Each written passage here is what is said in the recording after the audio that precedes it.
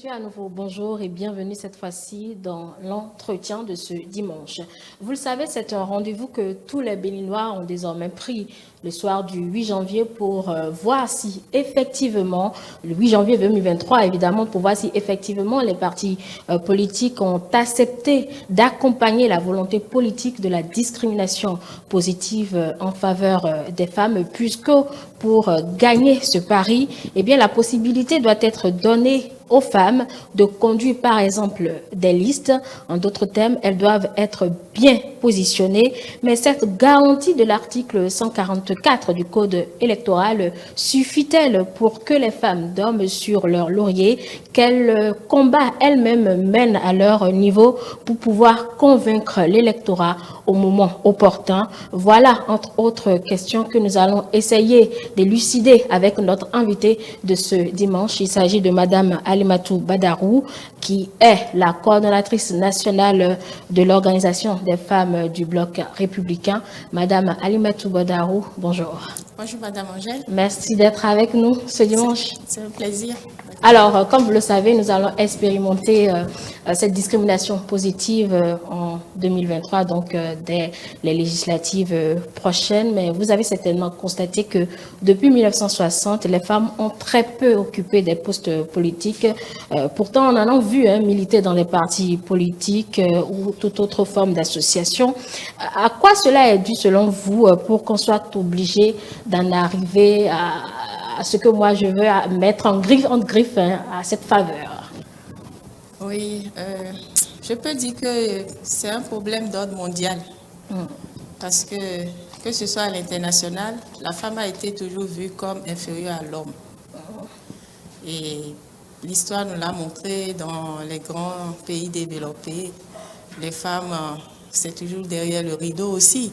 C'est après les guerres mondiale que tous les hommes étaient sortis, qu'ils ont commencé par voir l'importance de la femme. Et donc, les femmes ont commencé aussi par faire assez d'activisme pour se faire entendre. Et donc, c'est dit que ce n'est pas un problème particulier au Bénin. Et c'est vrai que quand on rentre dans le contexte du Bénin, on parlera aussi des pesanteurs sociologiques. Et donc, bon, la femme, c'est toujours pour la cuisine, pour faire les enfants. Mais bon, les religions aussi ont proclamé que l'homme est le chef de famille. On a vu des inégalités par le passé dans certaines traditions où quand la femme ne met pas au monde un enfant garçon, c'est qu'elle n'a pas de valeur. On n'est pas allé chercher même encore une autre femme pour faire, dans l'espoir que, enfin, parce qu'on pensait aussi que c'était les femmes qui déterminaient le sexe de l'enfant. Et donc, il y avait aussi l'ignorance, tout ça qui était lié à ça. Et donc, on était à même d'aller chercher une autre femme pour le monsieur, afin que cette femme puisse venir donner un garçon à cette famille-là. Donc, même déjà au niveau du Saint-Coran, je sais qu'au niveau de l'héritage, vous allez constater que, au niveau du partage de l'héritage, vous allez constater qu'on donne plus, on donne la grande part aux garçons. Et donc voilà, donc c'est un certain nombre de facteurs qui entrent en ligne de compte qui justifient cela, et donc le contexte du Bénin aussi s'ajoutant. Et donc c'est pas un truc particulier au Bénin. Mais ce qui est intéressant, c'est que bon, les besoins et les déséquilibres sur le plan économique ont permis à l'humanité de comprendre l'importance de la femme. Il y a eu pas mal d'activisme dans le temps. Et donc, voilà. Donc, il y a des efforts qui sont en train d'être faits. Et donc, on est en train de constater quand même que il y a des mesures qui sont en train d'être prises pour corriger les choses. Et parmi ces efforts, Madame Badarou, nous aurons au moins minimum 24, nous devons avoir au moins 24 femmes à l'Assemblée nationale lors de l'installation de cette 9e législature. Quel est l'intérêt, selon vous, de cette option politique? Oui, je crois que le législateur a vu juste. Cette inégalité a assez duré. C'est quand même un écart de siècle d'inégalité entre bon, je vais dire, un écart de plus d'un siècle. Cette inégalité entre les hommes et les femmes. Et le législateur a vu juste. Tout à l'heure, je vous parlais du plan mondial. Et je vais vous rappeler que on a bien constaté que en 1893, la Nouvelle-Zélande a été le premier pays à autoriser les femmes à se battre à voter la loi pour le droit de vote des femmes. Et après ça, on a vu qu'il y a eu un mouvement aussi en Égypte contre les mutilations des femmes en 1920. Et l'ONU même va proclamer l'égalité des sexes en 1945. Donc, c'est de dire que c'est du plan mondial, chaque pays a commencé par comprendre l'importance de la femme. Et donc, le législateur bénin aussi a compris qu'il faut corriger cette inégalité, rétablir les équilibres. Donc, on va dire, c'est un essai, un début de rétablissement d'ordre, de déséquilibre qui a été créé de tous ces manques à gagner, on va même dire, pour l'économie du pays. Parce que quand on voit un peu ce que constituent les femmes, c'est en matière de développement économique pour toute nation, que ce soit sur le plan social et politique. Donc, on se rend compte qu'on a perdu du temps et qu'il faut commencer maintenant par activer les lois pour permettre aux femmes de prendre part réellement dans le développement économique du pays. Et donc, le législateur a vu juste. Et donc, c'est un début. Ce n'est pas encore suffisant. Mais au moins, on sait que désormais, on va avoir au moins 24 sièges à l'Assemblée. Et vous pensez qu'avec les femmes que nous avons, nous aurons ces dames-là qui pourront émerger, faire valoir donc leurs compétences à l'Assemblée, puisque vous le savez également que le code électoral révisé prévoit aussi qu'aucun député ne doit faire plus de 3 mandats. Donc, c'est une part donnée aux jeunes de pouvoir se faire représenter à l'Assemblée nationale. Et parmi ces jeunes, donc je reviens à ma question, est-ce que vous pensez qu'il y a des femmes évidemment jeunes qui pourront réellement faire valoir leurs compétences? Bien sûr, comme on l'a dit, c'est le moment de rétablir les déséquilibres. Et donc, ça veut dire qu'après 3 mandats, on remet le compteur à 0. Et des femmes sont déjà préparées. Et notre environnement actuellement nous permet de croire davantage à la volonté de l'exécutif de faire la promotion de la femme. Et donc, les femmes ont compris les enjeux. Et vous avez vu qu'il y a de plus en plus de femmes qui se manifestent sur la scène politique. Et vous avez aussi des organisations de femmes, des organisations de la société civile qui font pas mal de formations pour renforcer les femmes en matière de leadership et d'autonomisation de la femme. Donc, c'est dit que les femmes sont préparées et aguerries pour prendre leur part, leur responsabilité dans la scène politique. Et donc, effectivement, quand on dit 3 mandats, c'est qu'on est en train de renouveler la classe politique. Absolument. Et donc, les femmes sont déjà préparées, les jeunes femmes aussi sont préparées pour prendre part à cette responsabilité. Mais une préparée, mais il y a également le contexte, l'environnement dans lequel ces femmes-là sont. Vous l'avez évoqué tout à l'heure, les pesanteurs sociologiques. Est-ce que vous croyez que nous avons suffisamment mûri de ce côté-là pour pouvoir faire passer les femmes aussi facilement? Parce que, qui vous souvient, nous avons vu des femmes militer. Je donne l'exemple de Madame Bédo qui s'est battue pour pouvoir accéder au fauteuil présidentiel plusieurs fois, mais elle n'a pas eu cette chance. Pareil pour Madame Célestine Zanou et Rosine Vieira-Soglo, Rosine Vieira-Soglo qui a bataillé dur pour... elle a au moins eu la chance d'aller à l'Assemblée nationale, mais pour les 2 premièrement citées, elles n'ont pas pu accéder au fauteuil malgré cette grande chance que nous avons. Nous sommes à 52%. Est-ce que vous croyez que ce contexte-là nous est en fait favorable? Oui, bien sûr. Quand vous évoquez le cas de Madame Bédo, Madame Célestine Zanou, ces braves Amazones du Bénin qui ont eu quand même le courage de se présenter comme candidates aux élections présidentielles, elles sont d'abord à saluer et à féliciter pour ce courage-là.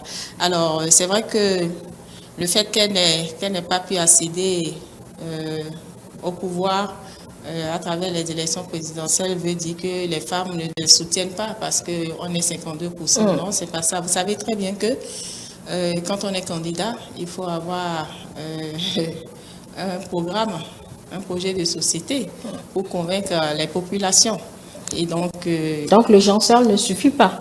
Le genre seul ne suffit pas parce que chaque candidat qui va aux élections, qu'il soit homme ou femme, a besoin de l'électorat des femmes et aussi bien l'électorat des hommes. Vous voyez, et donc ça déjà sur ce point, c'est ce qu'il faut retenir d'abord. Et donc je peux dire que pour ce qui concerne nos sœurs, c'est peut-être pas encore l'heure pour elles d'accéder à la magistrature suprême, parce que sinon ça commence par changer dans le monde entier aujourd'hui. On a vu des pays africains qui ont quand même à leur tête des femmes, n'est-ce pas? On a même vu ici en Afrique, au Libéria, Ellen Johnson Sirleaf qui a eu 2 mandats. La Lituanie a été dirigée par une femme, je crois bien. Et la Tanzanie aussi actuellement, celle qui a remplacé le président décédé. Et on a le cas de Madame Angela Merkel, la chancelière allemande. Et donc d'autres pays encore, que ce soit l'Islande. Et donc un certain nombre de pays quand même dans le monde entier, on a vu des femmes accéder à ce niveau de responsabilité. Donc on peut garder espoir que la chose est possible. C'est juste que ce n'est pas encore l'heure pour ces brave Amazone béninoise. Vous citez celles qui ont pu accéder au fauteuil facilement, mais Marine Le Pen en France, elle bataille toujours, elle ne démord pas, elle n'a pas pu. Pareil pour Madame Clinton. Et aux États-Unis, il doit forcément avoir un problème de fond sur lequel on doit pouvoir travailler pour pouvoir effectivement permettre à nos femmes d'atteindre cet idéal. Oui, de toute façon, comme on l'a dit, on est en train d'avancer tout doucement. Vous voyez, il y a pas mal de lois qui sont votées pour déjà donner un environnement favorable à la femme, parce que déjà, il y a aussi, comme on a parlé de pesanteurs sociologiques, ces pesanteurs aussi ont pris de la place au niveau des femmes qui n'avaient pas le courage d'aller au-devant de la scène. Vous voyez? Et donc, bon, il faut avoir le courage d'aller au-devant de la scène. C'est ce qui a permis à ces femmes dont on a parlé, Marine Le Pen et autres, et la femme du président Clinton, elles ont eu le courage, même si elles ont échoué, ça n'empêche pas d'autres femmes aujourd'hui d'être encore candidates. Vous avez vu, et celles qui sont déjà aussi en liste pour la France, qui ont eu des parrainages pour y aller. Donc, ce qu'on peut dire, c'est qu'il ne faut pas se décourager. L'environnement est là. La vie est un combat, dit-on. Et donc, les femmes doivent continuer de persévérer, de savoir que l'environnement est fait. Les lois sont votées de plus en plus contre les violences faites aux femmes. Tout ce qui peut faire peur. Parce que j'imagine peut-être qu'une femme qui est dans un mariage, qu'elle a peut-être peur que son mari ne la violente. Pour ça, elle a peur de faire certaines choses. C'est que l'environnement est sécurisé, que désormais, la loi la protège, elle aura le courage d'aller devant de la scène, de faire certaines choses qui vont dans le sens de l'émancipation de la femme. Donc c'est dit que l'environnement aussi est favorable aujourd'hui pour que les femmes puissent aller davantage sur la scène politique, se battre pour leur indépendance, leur autonomisation. Et pensez-vous que la chose politique soit également faite pour les femmes? Même si on parle de discrimination, c'est une chose, mais beaucoup s'accordent à dire que la chose politique n'est pas pour les femmes parce que c'est un monde peut-être d'intrigues, d'affaires et tout ce que vous savez. Vous êtes militante, vous voyez faire, madame. Oui, c'est vrai que bon, il n'y a pas ce secteur où il n'y a pas d'intrigue. Hein. C'est vrai qu'en politique, c'est encore plus élevé, c'est-à-dire qu'il n'y a pas de mise, vous ne pouvez pas miser dans l'ordre ni dans le désordre et être sûr que vous allez gagner. Il y a beaucoup d'intrigues là-bas, mais je retiens simplement que c'est un milieu de combat. C'est un milieu où il faut afficher son leadership. Rien n'est gagné d'avance. Et que les femmes doivent partir dans le mental en se disant que nous ne voulons pas être figurantes. Donc il faut se battre. Et que ce n'est que le combat qui paye. C'est un mental qu'il faut avoir. Dès que vous avez ce mental, vous entrez dans la jungle et puis bon, vous allez prendre des coups, on prend des coups, on se relève et puis on donne le mental qu'il faut être optimiste, il faut aller de l'avant. C'est ce mental qu'il faut avoir. Que ce soit même des femmes qui sont au marché dont on parle.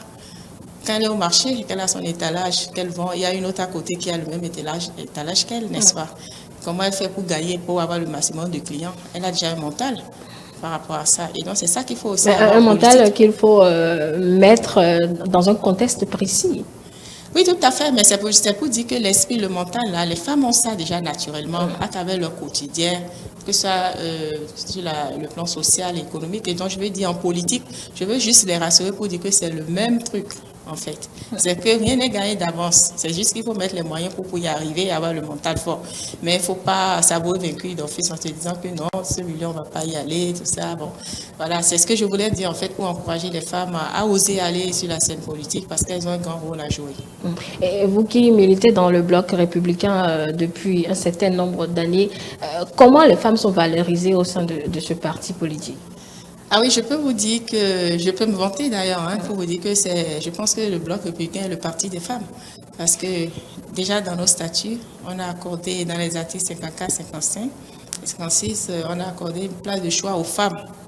Donc c'est 30% de représentation dans les organes du parti, vous voyez. Et donc si vous remarquez en ce moment par rapport à l'Assemblée nationale, c'est le Bloc républicain qui a le plus de députés femmes à l'Assemblée nationale. Elles ne sont pas si nombreuses à l'Assemblée nationale. Je suis d'accord, mais déjà sur 6, nous avons 5, vous voyez que c'est la preuve que le Bloc se bat beaucoup pour les femmes. Je ne dis pas que je suis satisfaite, mais c'était juste pour vous permettre d'apprécier un peu le travail que fait le Bloc républicain en faveur des femmes.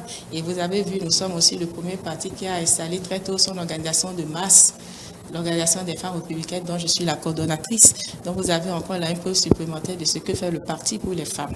Et donc c'est des formations qu'on fait aux femmes pour leur permettre de prendre place dans la scène publique et donc d'occuper des postes de décision. Vous voyez, donc ce travail on le fait au quotidien à travers l'organisation. Et donc le parti est là, je peux vous dire que c'est le parti des femmes. Et voilà, donc les femmes ont leur place, ont leur place au Bloc républicain. Et elles arrivent facilement à s'afficher. Vous, c'est vrai que vous êtes à la tête de la coordination des femmes, mais en dehors de vous, il y a beaucoup d'entre vous qu'on ne voit forcément pas. C'est vous les têtes de pont qu'on voit, mais il y a ces femmes-là. Qu'est-ce que vous faites justement pour pouvoir montrer ces femmes-là comme vous, qu'on voit souvent sur les antennes de radio et de télévision? Oui, vous savez, en toute chose, on dit qu'il faut, on s'improvise pas dans une activité. Il faut toujours un parcours, n'est-ce pas? Il faut des formations. Nous avons aussi des femmes qui sont au laboratoire, qui se forment au quotidien pour prendre la parole et s'afficher. Le leadership, d'abord, c'est d'abord sur le terrain, vous le savez. C'est-à-dire pouvoir convaincre l'électorat, les militants.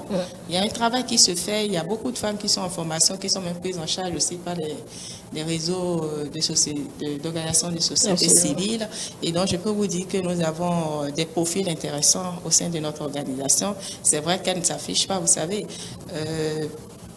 S'afficher est une chose, mais il y a aussi un travail de terrain qu'il faut faire. Dès que vous irez à la découverte, vous allez en rencontrer. Ça, c'est sûr. Mais est-ce que ces formations suffisent pour avoir du contenu? Puisque c'est le combat qui va se faire lors des législatives, Madame Badarou, vous le savez. Il faudrait pouvoir convaincre l'art de la rhétorique, si vous voulez, pour pouvoir mobiliser une masse derrière soi. Est-ce que ces formations-là de peut-être quelques jours ou quelques mois suffisent pour ces femmes-là de s'afficher, d'afficher leur leadership pour lesquels vous travaillez? Oui, comme je vous l'ai dit, cette formation vient compléter. D'abord, je vous ai dit que pour aller en politique, il faut avoir un mental. Déjà, je peux vous dire que la plupart sont des femmes indépendantes, des femmes qui ont un parcours professionnel intéressant, un parcours académique intéressant, et des femmes qui ont de la volonté, de la disponibilité, qui se battent, qui s'affichent, et elles sont pour la plupart à l'avant-garde des performances électorales de notre parti, le Bloc républicain. Et donc, c'est pas des femmes de l'ombre, elles sont sur le terrain, elles ont tout ce qu'il faut, je vais vous dire, je vous rassure. On a de la matière, en tout cas au niveau des femmes, de toutes les catégories. Même quand là, je parle de celles qu'on regarde un peu, peut-être celles qui sont instruites. Quand vous quittez là, que vous descendez aussi de l'autre côté, des femmes qui ne sont pas nécessairement, qui n'ont pas de grands diplômes, c'est des femmes très dynamiques, qui savent pourquoi elles sont dans le parti, qui ont compris qu'aujourd'hui, avec la réforme du système partisan, il faut se ranger dans des groupes, avoir un parti et militer. Et le militantisme aussi, c'est l'amour de son pays. Donc, le militantisme ne veut pas nécessairement dire que parce qu'on veut prendre un poste de responsabilité. Et donc, c'est toutes ces catégories de femmes que nous avons au sein de notre organisation. Des femmes qui ont du patriotisme, qui nourrissent vraiment une ambition pour le développement de leur pays, même si elles ne s'affichent pas parce qu'elles ne veulent pas aller sur la scène politique pour dire qu'elles attendent de prendre un poste. Mais elles sont là, elles nous soutiennent, nous autres qui sommes devant, elles disent qu'elles sont là pour nous propulser. Donc, c'est pour vous dire qu'il y a toutes les variétés, le mental est là. D'accord. Oui. Et quand on parle de regroupement ou quand on retrouve des femmes dans un groupe, eh bien, il y a des guerres de leadership qui sont souvent ces combats-là qui empiètent sur le développement des femmes. Comment vous les gérez, ces guerres de leadership? Il doit pouvoir en exister. Vous ne pouvez pas répondre pas. C'est vrai que ça ne manque pas et c'est de bon ton d'ailleurs, je crois. Parce que le leadership, cette guerre de leadership fait penser au challenge, à la compétition, n'est-ce pas? Et donc, c'est heureusement d'ailleurs, parce que s'il n'y avait pas ça, il n'y aurait pas d'enjeu, vous voyez un peu. Et donc, ça se passe bien. Seulement, le problème qui peut se poser, c'est quand ce combat, cette guerre de leadership devient de la méchanceté. C'est ça qu'il ne faut pas encourager. Vous voyez? Et quand ça devient de la méchanceté, quand on parle des femmes, les hommes ont tendance à vite rentrer dedans, ils aiment ça pour dire que oui, la femme... Déjà que vous ne vous entendez pas. Voilà, la femme est lourde de la femme et puis on ne s'entend jamais. Donc voilà. Donc c'est ce que ça vient traduire. Et je crois que nous avons un travail à faire dans ce sens-là, c'est-à-dire de demander aux femmes de se soutenir. On doit vraiment solliciter la solidarité féminine pour que quand une femme est devant de la scène, quand une femme choisit de faire quelque chose, les femmes doivent se mettre derrière pour la soutenir, parce que ce n'est que comme ça que indirectement nous allons concourir à l'émancipation réelle de la femme. Vous voyez, aujourd'hui, il y a beaucoup de projets, il y a beaucoup de lois qui sont votées dans le monde entier, mais pourtant on se rend compte que les statistiques, c'est pas encore ça, ça ne décolle pas. Et que comment se fait-il qu'on ait 52% de femmes et que les femmes ne se mettent pas systématiquement à soutenir une femme et qu'on se dit que la femme est un problème pour la femme. Donc si on arrive à régler ça, franchement, je crois que on aura à gagner. Donc c'est juste dire que le leadership, la compétition, c'est une bonne chose. Ça permet de se corriger, de ne pas commencer par avoir les sentiments d'autosatisfaction, tu vois. Donc, de se battre davantage pour aller plus loin, c'est une bonne chose, mais seulement de ne pas y mettre la reine et de la méchanceté. De se soutenir, de savoir quand il faut se mettre ensemble, parce qu'on dit que l'union fait la force. Mais comment régler cette problématique-là quand on est face à des hommes qui ne veulent pas se faire régenter peut-être par des femmes? Le contexte, notre contexte, c'est si une femme va au devant de la scène, c'est pour régenter son homme généralement. Oui, bon, c'est l'interprétation qu'ils font. Disons que vous voyez cette inégalité dont nous parlons qui est là, ça profite bien aux hommes, n'est-ce pas? Vous voyez? Donc, si aujourd'hui on n'a pas assez de femmes à l'Assemblée nationale, c'est quelque chose qui arrange les hommes, puisque ces places que devraient occuper les femmes, c'est les hommes qui les occupent. Donc, c'est normal qu'il y ait quand même une certaine guerre de leadership aussi entre les hommes et les femmes, parce que voilà, plus il y aura des femmes, moins il y aura d'hommes. C'est de bonnes guerres. Seulement que nous, il ne faut pas que les femmes se laissent influencer. Il faut qu'elles se battent. Puisque de toutes les façons, qu'on le veuille ou non, que ce soit les hommes ou les femmes, nous sommes complémentaires. Et de plus en plus, avec tout ce qui se fait comme action, comme loi qui sont votées, nous sollicitons la masculinité positive qui aussi accompagne cette discrimination positive. Donc, on ne peut pas dire aujourd'hui qu'on va se mettre en guerre contre les hommes. Il ne faut pas que les hommes nous regardent comme des menaces. Il faut que les hommes nous regardent comme des forces complémentaires pour qu'ensemble on développe le pays. Puisque ces hommes aussi, ils ont des enfants, ils ont des filles. Et ils sont fiers de voir leurs filles émerger sur le plan, que ce soit académique ou devenir quelque chose. Ils sont fiers. Quand je vois mon père, il est fier de parler de moi, de ses filles. Donc voilà. Donc je crois que ce sentiment-là doit permettre aux hommes de se rappeler qu'ils n'ont pas à nous regarder comme des ennemis et qu'en nous encourageant, en nous soutenant indirectement, ils sont en train de préparer un environnement favorable à leur progéniture, à leurs sœurs, à leurs enfants, et que c'est ensemble que nous allons construire notre pays. Voilà qui est pour ce qui a dit sur le leadership féminin. Maintenant, venons-en aux élections proprement dites. Quels sont, selon vous, les critères sur lesquels les partis politiques vont insister pour pouvoir positionner les femmes, pour qu'elles puissent peut-être conduire des listes, pourquoi pas?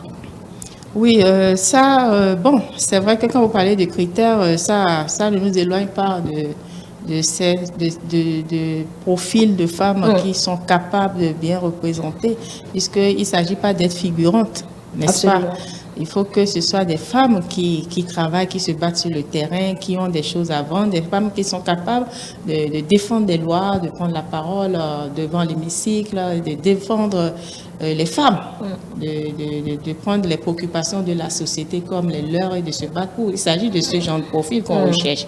Vous voyez, et donc je crois que les femmes même ont compris et qu'elles se battent au quotidien pour ça. Et je peux vous rassurer que les partis politiques, eux-mêmes, ils savent qu'ils ont tout intérêt à positionner plus de femmes. Mais si c'est pour positionner des femmes qui ne vont pas leur permettre d'avoir le siège, c'est ça. Ils vont ruser. Tout à fait. Et c'est pour ça d'ailleurs qu'on a dit qu'il faut que les femmes soient pugnaces, qu'elles soient téméraires, qu'elles ne se découragent pas. Parce que l'environnement n'est pas facile, puisqu'on sait qu'en allant sur ça, on va avoir en compétition les hommes, n'est-ce pas? Ils ne vont pas nous faire de cadeaux. Et donc, par rapport à ça, déjà, il faut se préparer, travailler rigoureusement pour avoir le courage de convaincre les militants et de défendre la cause et de montrer aux populations pourquoi les populations devraient porter leur choix sur nous. Qu'est-ce que nous apportons de plus? Donc, c'est ce travail-là que ces femmes doivent faire pour que les partis politiques puissent savoir qu'elles sont incontournables. Donc, s'affirmer, s'afficher, travailler sérieusement sur le terrain. Et donc, les partis politiques n'auront pas le choix. Ils seront obligés de composer avec elles parce que nous avons des circonscriptions, des zones où les femmes sont très actives et que quand elles décident de vous supporter, de vous soutenir, vous êtes sûr que vous allez partir. Mais donc, il revient aux partis politiques d'être vigilants, de faire la bonne lecture, de pouvoir identifier ces zones-là parce que si jamais elles ne font pas ces bonnes lectures et qu'ils positionnent des gens qui ne rentrent pas dans les visions de ces femmes-là, ils pourraient perdre des sièges. Donc, je crois que ce soit les partis politiques et les femmes, tout le monde a un rôle à jouer pour faire gagner les partis parce qu'il ne s'agit pas d'être figurant, il s'agit de gagner le pouvoir, il s'agit de gagner des sièges. Et vous pensez que les formations politiques que nous avons là pourront réellement accompagner les femmes dans ce rôle-là? Oui, je peux vous dire, puisque je vous ai déjà dit à l'intérieur, le contexte du bloc républicain, il est clair. Là, c'est votre parti politique? Oui, ben, nous en avons au moins 15 régulièrement. Oui, mais je crois qu'ils ont tous intérêt. Je parle au nom des femmes parce que pour moi, le combat unique, c'est le combat de la femme, la promotion de la femme. Donc moi, j'invite les partis politiques, qu'ils soient de la mouvance ou de l'opposition, à travailler dans ce sens, à faire révéler les valeurs parce qu'il y a beaucoup de femmes avec de très bons profils dynamiques au sein des partis politiques. Donc, c'est l'occasion de les mettre à la scène, de leur permettre d'accéder à des postes de responsabilité. Donc, il faut pas qu'on soit égoïste. C'est vrai que, bon, on dit que ça s'arrache, il faut se battre. Mais en même temps, il ne faut pas fermer les yeux parce que d'habitude, on entend souvent nous dire « Ah, on n'a pas assez de femmes ». Non, il y a des femmes. Ce n'est pas les femmes qui manquent, il y en a suffisamment. Et donc, je crois que... Elle doit pouvoir aussi donner des garanties, comme vous l'avez précisé. Bien oui, bien sûr, se battre sur le terrain, travailler, il n'y a pas de raccourci, c'est le travail qui paye. Donc aujourd'hui, nous avons un environnement qui nous permet de nous afficher. On a la chance d'avoir un chef de l'État qui s'est engagé pour la promotion des femmes et il a posé des actes concrets. Nous avons vu un institut de la femme renforcé qui est là, qui s'auto-saisit en cas de violence faite aux femmes. Ça veut dire que sur ce plan-là, la sécurité y est et que les femmes peuvent se dire oui, nous pouvons y aller. Donc, c'est des lois qui sont votées au quotidien contre le harcèlement, les mutilations aux femmes. Donc, tout est fait pour que vraiment les femmes se sentent en sécurité et concourir vraiment au développement du pays. Et donc, on est même allé jusqu'à nous garantir 24 sièges au niveau de l'Assemblée nationale. C'est dit que c'est maintenant le moment propice pour que les femmes sortent massivement pour s'afficher, pour travailler et aller prendre leur part de responsabilité pour le développement de notre pays.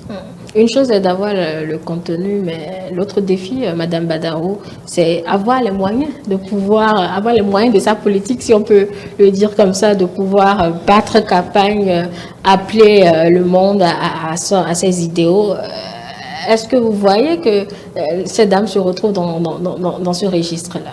En tout cas, comme je vous le dis, la réforme du système partisan est en train de corriger un certain nombre de pratiques, de travers que nous avons, où on se dit qu'il faut avoir beaucoup d'argent avant de pouvoir aller aux élections. Non, aujourd'hui, maintenant, on a créé un contexte pour que les partis soient forts, n'est-ce pas?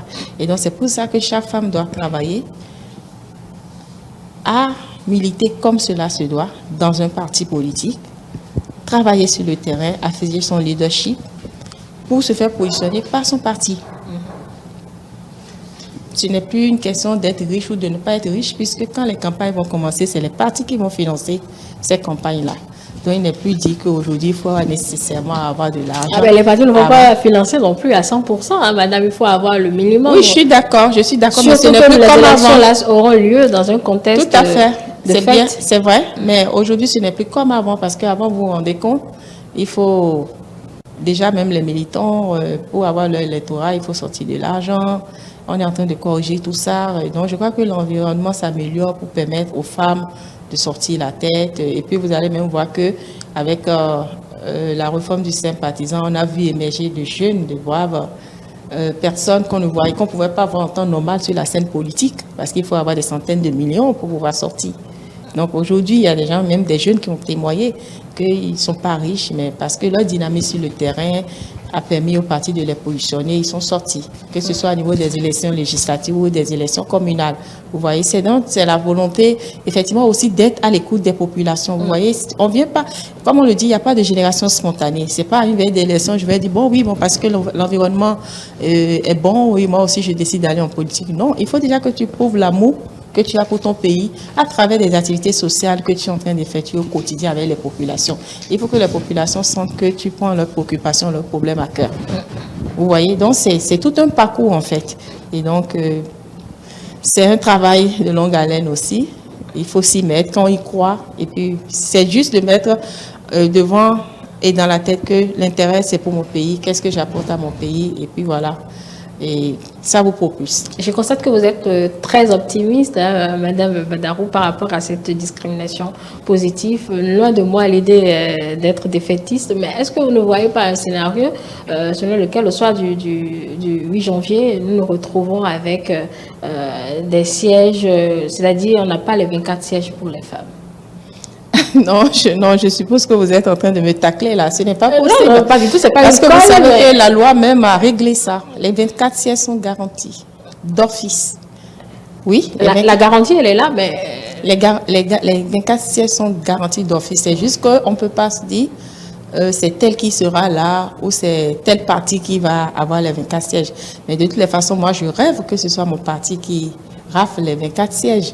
Parce que pour pouvoir prendre le siège garantie d'office à la femme, il faut avoir le suffrage, il faut avoir la majorité des voix dans cette circonscription électorale. Parce que vous savez qu'il y a des sièges qui sont en compétition naturellement. Quand je prends l'exemple de la 15e circonscription électorale, où je suis députée suppléante pour le Parti Bloc républicain, on a 4 sièges. Alors, il y aura une liste pour les 4 sièges au niveau du Bloc républicain et les autres partis. Donc, c'est les 4 sièges qui sont en compétition, n'est-ce pas? Et sur cette liste-là, il faut bien sûr qu'il y ait des hommes et des femmes, n'est-ce pas? Alors, une fois qu'on a fini la compétition, on voit le parti qui a le plus ramassé de sièges. Si c'est mon parti, le Bloc républicain, qui a eu la majorité des sièges, donc le siège de la femme est d'office pour le Parti Bloc républicain. La femme se retrouve à quelle position déjà? C'est vrai que les 24 sièges sont garantis, oui, mais pour pouvoir accéder, il faudrait que la femme, au-delà d'être tête de liste, ait une position vraiment favorable pour que quand le siège il est accordé, elle puisse l'avoir en fait. Non, en fait, tel que c'est stipulé dans la loi, c'est-à-dire quand on va déposer les listes qui sont en compétition, il y aura déjà aussi le nom de la femme, absolument, qui va prendre le siège de la femme dans la circonscription.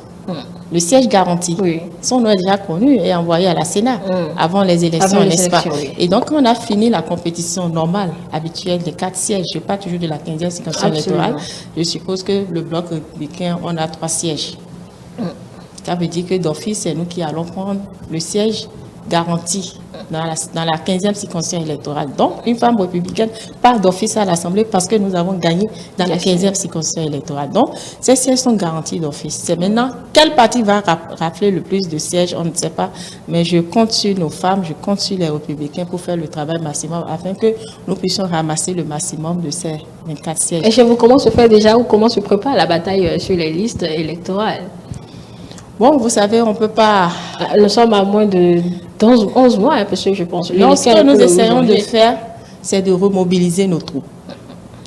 On s'organise là. C'est vrai que les troupes sont sur le terrain, mais il faut les remobiliser parce que vous savez, avec la compétition, il faut mettre tous les moyens à sa disposition pour pouvoir gagner.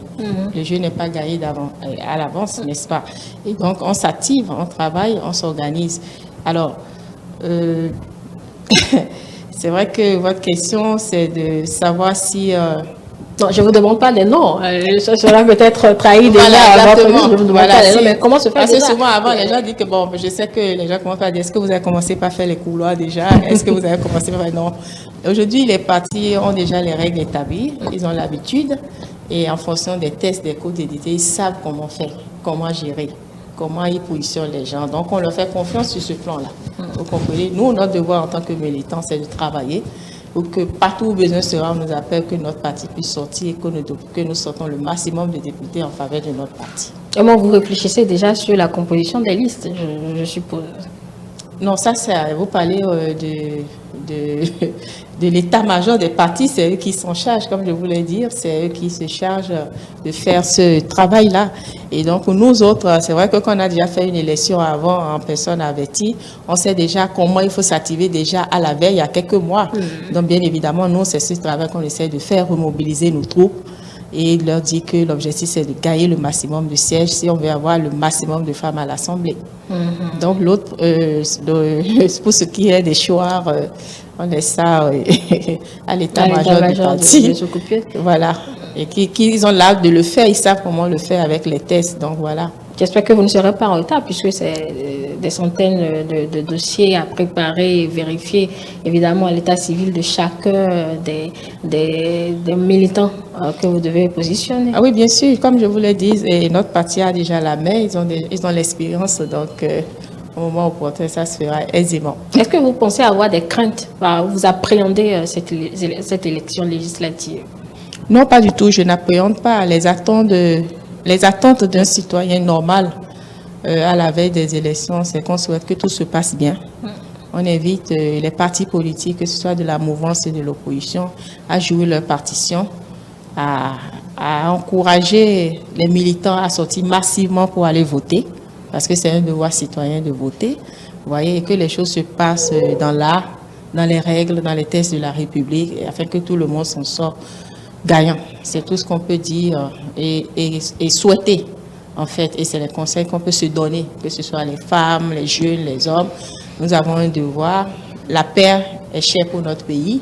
La veille des élections, nous devons être à l'avant-garde afin de sauvegarder la paix, de ne pas être des vecteurs de violence, de permettre à notre pays de connaître sa croissance, de poursuivre sa dynamique en étant de bons citoyens, en prenant part aux élections normalement, afin qu'on puisse renouveler nos élus à l'Assemblée nationale. Peut-être que les femmes ont des attentes particulières, ça c'est de façon générale pour un citoyen que vous venez d'évoquer. Bon, évidemment, les attentes sont là, c'est que les partis politiques positionnent le maximum possible de femmes. Vous voyez? Et qu'on ait plus de représentation, on voudrait bien aller à 50% de femmes à l'Assemblée nationale. Donc cela suppose que non seulement on nous positionne sur les listes, nous souhaiterons avoir des positions éligibles pour les femmes. Donc ce n'est que ces attentes-là, ce plaidoyer que moi je fais à l'endroit de tous les partis politiques, que ce soit de mon parti politique, le Bloc républicain, et à l'endroit des autres partis politiques, que ce soit de l'opposition, de la mouvance, c'est de positionner le maximum de femmes à des positions éligibles afin que le Bénin aussi puisse quand même se sentir fier à l'échelle internationale, parce qu'aujourd'hui, de plus en plus, il y a des pays qui, parce qu'ils ont fait la promotion des femmes et qu'on a le maximum de femmes à l'Assemblée, ces pays sont des exemples, on les indique, on est fier d'en parler. Donc, je voudrais bien que le Bénin aussi soit aussi au niveau du Conseil des Nations, qu'on puisse parler du Bénin comme un exemple, un pays de démocratie où on fait la promotion de la femme. Le chef de l'État, son Excellence le président Patrice Talon, a déjà quand même fait les premiers pas et a préparé un bon contexte, cette modification de la loi électorale pour nous consacrer au moins 24 sièges à l'Assemblée pour les femmes. C'est la preuve d'une volonté, de cette ambition. Donc il faut que les hommes accompagnent le chef de l'État, que les hommes restent dans la poursuite du chef de l'État et que les responsables au niveau des partis politiques aussi suivent l'exemple qui démontre que vraiment le Bénin a atteint une certaine maturité, que c'est pour ça aujourd'hui on peut lire un certain nombre de femmes à l'Assemblée nationale. Est-ce que vous voyez un autre défi après cette discrimination positive de 24 places? Un autre défi pour les femmes? Bien sûr. C'est ça que je vous dis, c'est-à-dire qu'il faut que les femmes se battent, c'est vrai, à ne pas être figurantes, à se dire que c'est la lutte paix, qu'il faut se battre pour mériter sa place. Ça, c'est important. Je ne sais pas si vous comprenez, parce que oui, c'est pas qu'on demande des faveurs, hein. On est conscient que seule la lutte paie, qu'il faut travailler. Et donc, on demande juste aux hommes de regarder autour d'eux, on se rend compte qu'il y a des femmes qui s'activent sur le terrain. Il y a beaucoup de femmes. Et d'ailleurs, quand vous regardez le parti Bloc républicain, les femmes sont à l'avant-garde des performances électorales du Bloc républicain. Vous voyez, nous avons des organisations de femmes dans toutes les circonscriptions électorales. Nous avons des organisations de femmes dans les bureaux de quartier et de ville qui sont prêtes pour mouiller le maillot pour le parti Bloc républicain. Ce serait quand même injuste de ne pas être sensible à cette force majoritaire qui peut propulser le parti en avant et ne pas poser et ne pas mettre des femmes à des positions éligibles. Ce serait dommage. Donc, j'attire l'attention de tous les partis politiques sur cet état de choses pour dire que quand on va aux élections, c'est toujours les femmes qu'on voit, n'est-ce pas? C'est les femmes qui sont toujours nombreuses assises sous les bâches à applaudir. Et ces femmes sont en train de comprendre désormais. Et elles nous le disent, ça nous revient. Et j'en profite pour soulever le parti politique. Ils ont tout intérêt à bien positionner les femmes parce que les listes où les femmes seront bien positionnées, les femmes se disent qu'elles vont soutenir ces listes-là. Est-ce que Madame Badarou, que le poste de vice-président soit occupé aujourd'hui par une femme donne un gain politique selon vous, puisque cela aurait pu être un homme, le chef de l'État pouvait choisir un homme. En 2026, nous aurons encore une autre élection présidentielle. La première question, c'est de savoir si le fait que ce poste soit occupé par une femme donne un gain politique et si vous pensez, deuxième question, qu'une femme pourra remplir par rapport à ce poste-là. Oui, je peux déjà dire que c'est une grande percée pour nous et c'est l'occasion pour moi, une fois encore, de saluer son Excellence le président Patrice Talon qui a vu juste en faisant le choix d'une femme comme vice-présidente de la République. Alors, je peux dire que là, nous avons atteint un niveau que nous n'avons jamais atteint et qu'il n'est pas question pour nous de perdre ce niveau-là. Je ne sais pas si vous voyez ce que je veux dire. C'est dire que ce serait bien que en 2026, qu'on ait le même scénario et qu'à chaque fois qu'un homme est président, candidat, et que sa vice-présidente soit une femme. Et si le contraire se faisait et que c'était même une femme qui était candidate, que son vice-président soit un homme. Et qu'on montre que nous, au Bénin, nous avons fait ce choix, nous avons atteint ce niveau et que nous ne voulons plus reculer. Ce serait l'idéal. Vous ne trouvez pas que c'est beau? C'est beau. Dans les foyers, on voit qu'un homme et une femme, n'est-ce pas? C'est un couple, n'est-ce pas? Ce serait bien. Et c'est le Bénin qui aura tout à gagner. Mais ce ne sera pas une faveur, madame. Non, c'est pour vous dire qu'on atteint ce niveau et qu'il faut qu'on conserve ça. C'est un message que nous sommes en train de passer à tout le peuple béninois, puisque c'est le peuple béninois qui va soutenir les listes, n'est-ce pas? Et donc, de voir ce modèle-là, il nous ressemble, il est beau, n'est-ce pas? Et donc, nous voudrons que ça perdure et que donc en 2026, qu'on ait encore le même schéma, que ce soit une femme, que son vice-président soit un homme, et que ce soit un homme, que le vice-président soit une femme. Et dans l'espoir qu'un jour aussi, une femme dirigera le Bénin, si Dieu le veut. Bon, cette volonté ou cet espoir, on le place dans un futur un peu trop longtemps, hein, parce qu'on n'y est pas du tout encore. Non, de toutes les façons, comme on l'a dit tout à l'heure, on a vu des pays, même en Afrique, le Libéria, c'est 2 mandats pour une femme. Ça se fera, peut-être qu'on ne saura pas la date, on ne sait pas, on ne peut pas savoir, mais ça va se faire. Puisque ça a commencé par se faire déjà ailleurs. Donc pourquoi pas le Bénin, n'est-ce pas? Donc on doit rester positif. Elle se dit qu'aujourd'hui, et les hommes et les femmes, nous avons compris que nous sommes complémentaires pour l'équilibre de nos sociétés. Donc, il n'y a pas de raison pour qu'à un poste de ce niveau, qu'on ne rêve pas de voir une femme ou que la femme ne soit pas avec l'homme et que l'homme ne soit pas avec la femme pour faire ça ensemble. Donc, on a tout à gagner dedans. Ce choix du chef de l'État, il donne donc un espoir que l'appareil sera perpétué. C'est ce que je retiens de ce que vous dites. Oui, c'est cette lecture que je fais et je voudrais attirer l'attention de tout le peuple béninois de maintenir ça.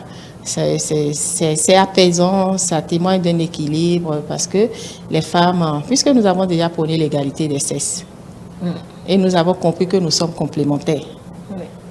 Vous voyez?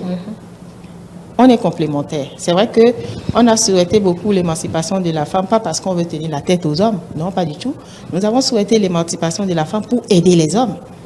Vous voyez, quand vous êtes dans un foyer, que c'est le monsieur seul qui travaille et que la femme ne travaille pas, vous voyez que parfois c'est un peu déséquilibré et l'homme peine à s'en sortir. Mais quand la femme même, elle travaille, qu'elle apporte un plus, qu'elle a peut-être dans son plus, là, elle arrive à gérer certains petits détails, ça permet peut-être à l'homme de se lancer dans des projets plus grands, par exemple de construire chez lui, de faire des grands projets.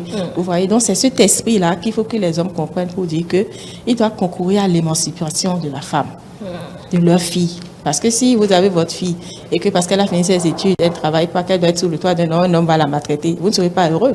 Donc, en tant que père, vous aurez envie que votre fille ait un travail. Pourquoi vous ne voulez pas vouloir la même chose pour votre épouse?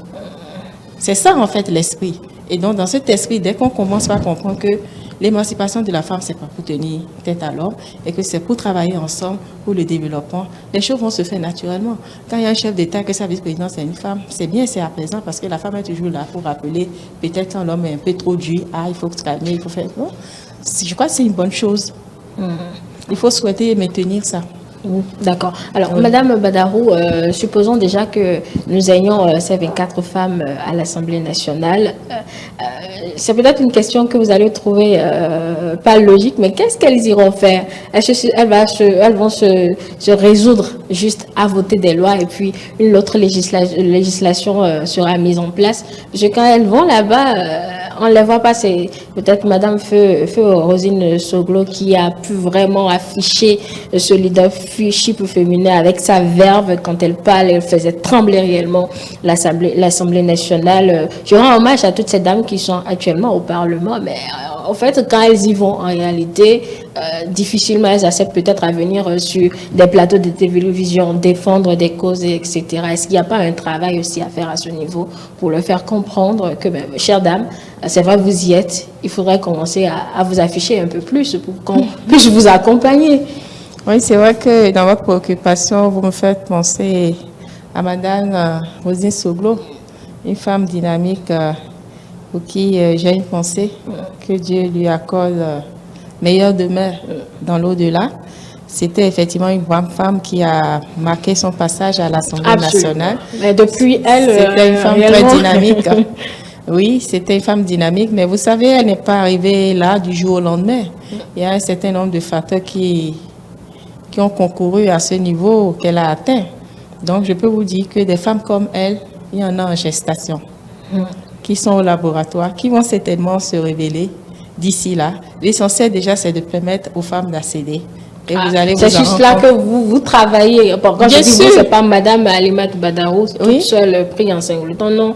Mais c'est sur ça qu'on travaille et le reste viendra après. C'est ce que je retiens. Oui, bien sûr, parce que Madame Vieira Soglo a eu la chance d'accéder au Parlement, qu'elle a pu monter son charisme, son dynamisme, ses capacités, et à se battre, à avoir le courage de dire certaines vérités, n'est-ce pas?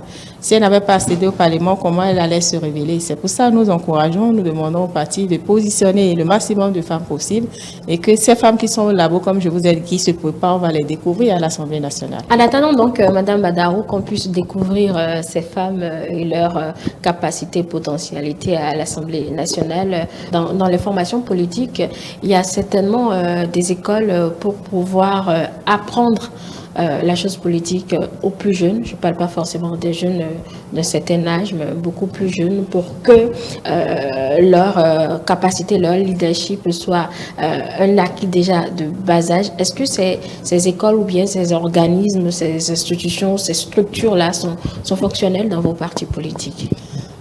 C'est vrai que dans les statuts de nos partis et dans les ambitions, les objectifs, c'est aussi de former les jeunes au militantisme. Et donc, l'avantage que nous avons aujourd'hui, le Bloc républicain a mis en place aussi son organisation de jeunes. Et cette organisation est mise en place dans la même période que l'organisation des femmes républicaines. Et donc, cette organisation est là pour former les jeunes au militantisme et leur donner le courage de s'approcher de la chose politique, et ça développe le patriotisme. C'est à cette occasion aussi qu'on enseigne les vertus.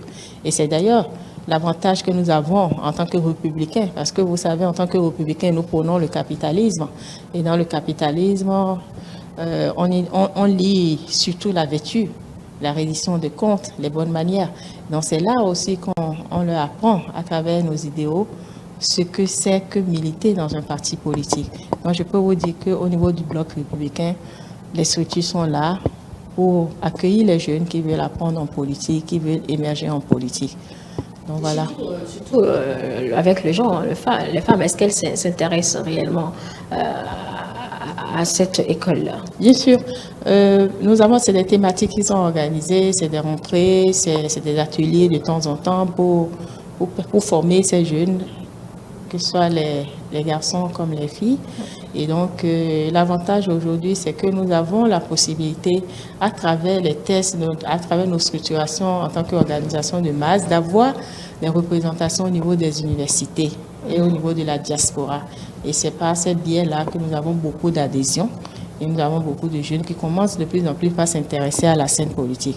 Donc, je peux dire que c'est un avantage aussi de la réforme du système partisan, parce qu'avant, il n'y avait pas de creusets pour recevoir ces jeunes désireux d'aller en politique, parce qu'on affichait un peu le monde politique comme le monde de tous les problèmes, de tout ce qu'il y a comme médiocrité et que c'est pas un monde sain. Alors qu'en réalité, voilà. Et donc, ça fait que beaucoup de jeunes ne croyaient plus. On ne voit simplement pas un intérêt particulier à aller en politique. Voilà. Si tu as les rares jeunes qui allaient en politique, c'est parce qu'ils attendent d'avoir un marché, ils attendent d'avoir un intérêt.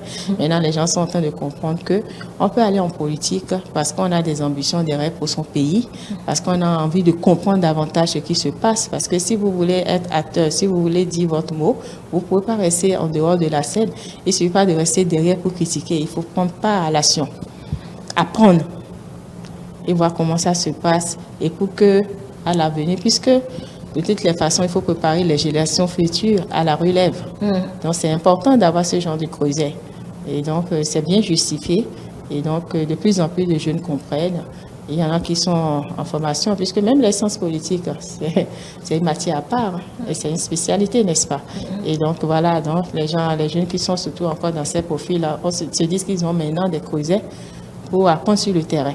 Donc, voilà donc ce qui se passe en ce moment. Le Bloc républicain a prévu quand même ce creuset. Et donc, il y a beaucoup de jeunes qui s'intéressent au militantisme, qui sont les bienvenus chez nous. C'est-à-dire, il faut pousser sa curiosité, aller vers les partis politiques, comprendre ce qui se passe. La réforme du système partisan est en train de nous permettre de mettre en place de grands partis politiques qui seront des partis d'État pour gagner le pouvoir d'État. Donc, il y a beaucoup à apprendre. Et je crois que c'est le moment pour chaque jeune fille, jeune garçon qui a envie d'évoluer en politique, de venir au Bloc républicain pour apprendre et prendre part au développement de son pays. Vous n'allez pas appeler à l'adhésion ici, sur ce plateau, Madame Badarou. Le mardi prochain, nous allons célébrer le 8 mars, le contexte s'y prête. Donc, d'ailleurs, et le thème a rapport à l'égalité pour un avenir durable. Quand on compare un peu tout ce que notre pays a fait par rapport à l'épanouissement des femmes, pensez-vous que ce combat de leadership réellement? Oui, merci. Effectivement, la journée internationale de la femme du 8 mars 2022 nous ramène aux réalités. La réalité de ce que les inégalités à l'endroit des femmes ont perduré dans le temps et ça a créé des déficits de plus d'un siècle et on continue de sentir encore les conséquences parce que pendant longtemps la femme a été marginalisée.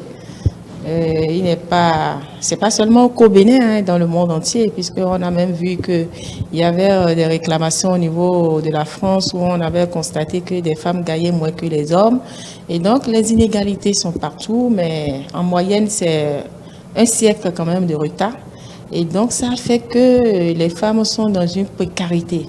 Et quand vous vous rapprochez encore des pays sous-développés, des pays à revenus intermédiaires, comme le cas du Bénin, les femmes sont toujours dans la précarité. C'est elles qui sont plus actives. C'est elles qui sont pratiquement dans les secteurs d'activité. Quand vous allez dans le monde agricole, vous voyez des femmes qui, avec le bébé au dos, sont obligées d'aller au champ. Et pour peu qu'il y ait un peu de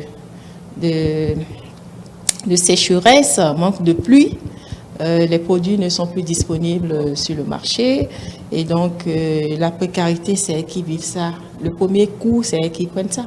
Les statistiques montrent que quand il y a la sécheresse et qu'il n'y a pas assez de produits et que les femmes doivent se battre. D'abord, les denrées reviennent chères sur le marché. Et donc, quand elles doivent préparer la nourriture, on se rend compte que c'est elles qui mangent le moins parce que l'homme mange plus qu'elle.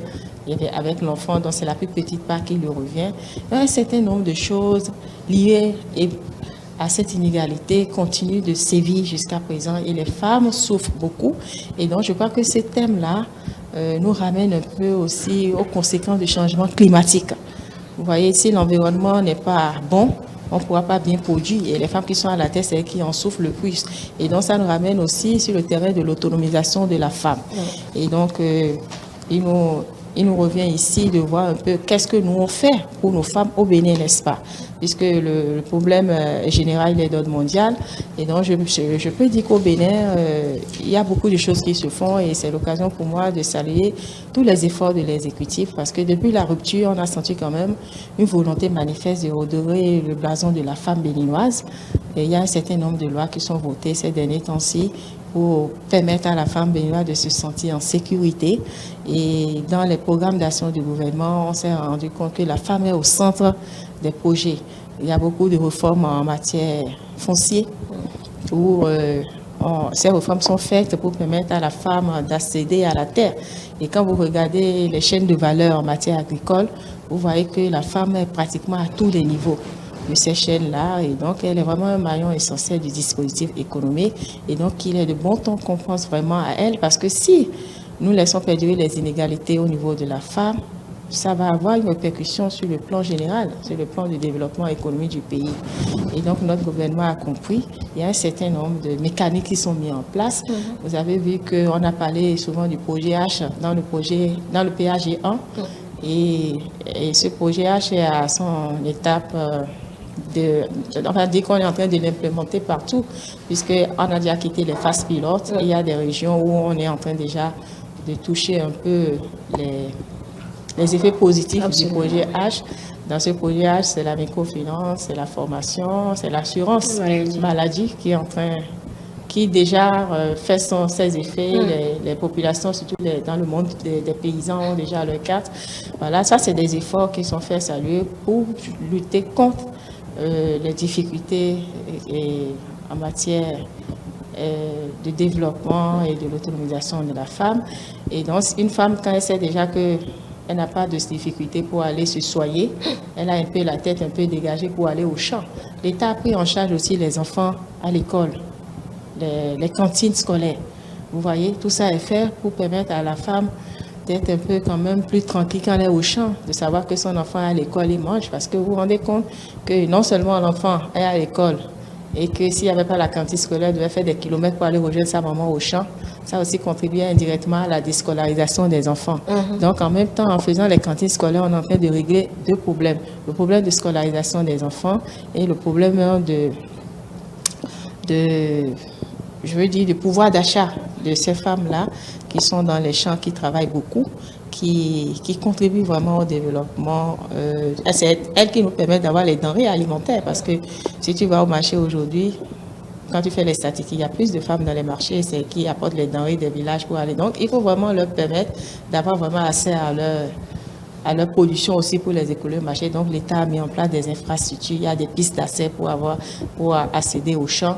Donc, le gouvernement est en train de faire ce genre d'efforts, c'est des efforts à saluer.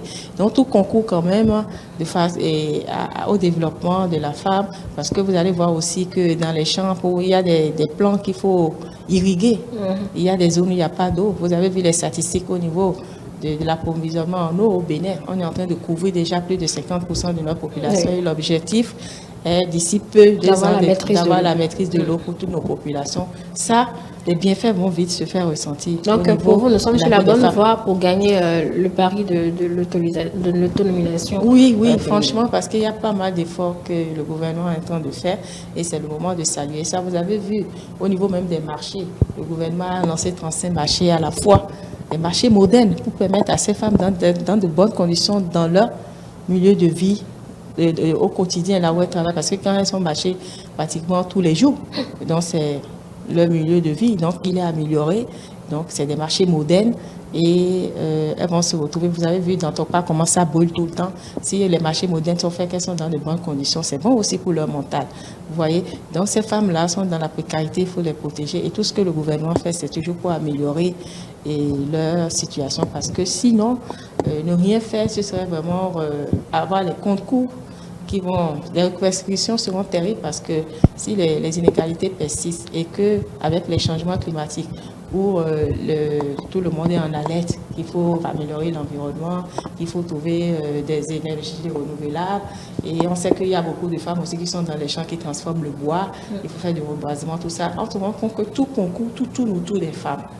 Et donc c'est pour ça le thème de cette année, je trouve que c'est un thème vraiment qui fait réfléchir, qui est arrivé à point nommé et qu'il faut vraiment qu'on réfléchisse tous autour de ce thème-là pour permettre et travailler davantage, pour permettre à nos femmes d'être autonomes et travailler davantage pour leur développement. Ce n'est que comme ça qu'on pourra atteindre des équilibres qu'il faut au niveau national et nous assurer que le minimum social qu'il faut pour chacun de nous est garanti.